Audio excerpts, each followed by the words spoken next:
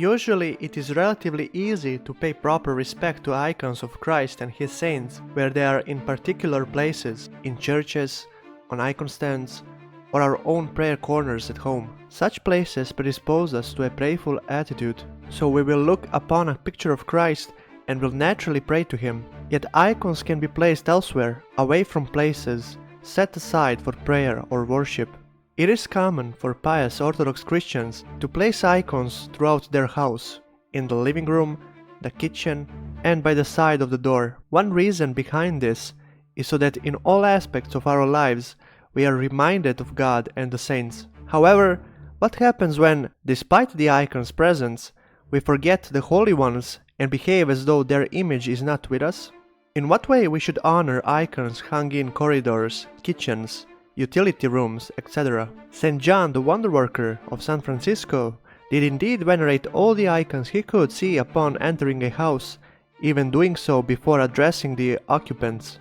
This displays a proper understanding of holy images, as their prototype, Christ and his saints, are indeed worthy of attention before anything else. Nevertheless, in the example of the she who is quick to hear icon, punishment came because of neglect that was damaging the image of Mary and Jesus, rather than because the steward failed to bow and kiss the icon each time he passed. Therefore, it is enough to say that being aware of the holy images around us, whatever we may be, is enough, as awareness of the icon leads to awareness of the saints, and a right heart should come from this. Early on, as an Orthodox Christian, I was under the false notion that printed icons were not as good as icons painted onto wood. This was because I felt that holy images that had been produced after hours and hours of painstaking care, using the proper materials, were somehow holier than images that are printed en masse. This is false, of course. The ascetic care taken by an iconographer is a greater labor of love on her part, and when producing new images, such care ensures the image is a true one, but otherwise the way in which an icon is produced does not affect its holiness. The content of the image does. As if to demonstrate this, in modern times God has granted that a number of printed icons be revealed as wonderworking. Paper icons, particularly prints mounted on thin pieces of wood, are produced in vast quantities, allowing anyone to have their own holy image for a relatively small cost. Among the printed icons revealed to be miracle working, usually myrrh streaming, are the ivory icon from Hawaii, an icon of Saint Nicholas the Wonderworker, and one of his namesake, the royal martyr Nicholas II. A print icon bought specifically to be placed in a church or icon corner will generally be kept with care. However, if recent miracles confirm the sanctity of mass-produced mounted print icons, then what of icons printed in books, Orthodox greeting cards, something which is increasingly popular, or even church bulletins? The pious custom of all corners of the Orthodox Church appears to be that printed icons should be treated with respect, not wanting to sound like a stock record, but the holiness of the image is derived from its prototype, not the material it is printed on, nor its intended use. In the case of books, which increasingly have icons printed on the front, then care should be taken so as the images are not neglected, as the Mother of God's image was by torch-bearing steward. This means not using them as doorstop, or as a coaster for our cup of tea, etc. Indeed, such respect should be shown to all holy books, writings of the Holy Fathers, and not just the Bible, regardless of the front cover, as the content of the book is holy and worthy of respect. Where it is difficult to keep the front cover in good condition, then the whole book can be covered in paper, wrapping paper, wallpaper, brown paper, as exercise books at school used to be covered, and for the same reason, to protect them. As for images printed on disposable items, such as leaflets or periodicals, the holy images can be cut out before the rest is thrown away or recycled.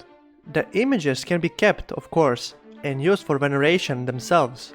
However, they can also be disposed of. Most icons will reach a point when they are beyond restoration and need disposing of.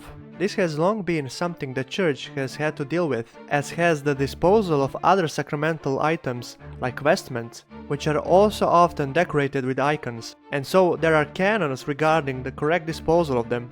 Sacramental items that are combustible which includes icons printed on wood, are burned, and the ashes buried in an out-of-the-way place. Non-combustible items, which would include glass icons found in parts of Romania, are broken up. They may be already broken, which is why they need disposing of, and then the pieces either buried or thrown into moving water to be carried away.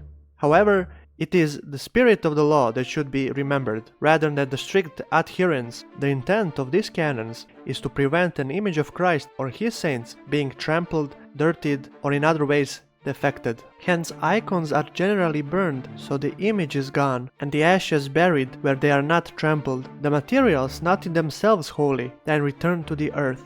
Disposing of paper icons is done in the same way, burned then buried.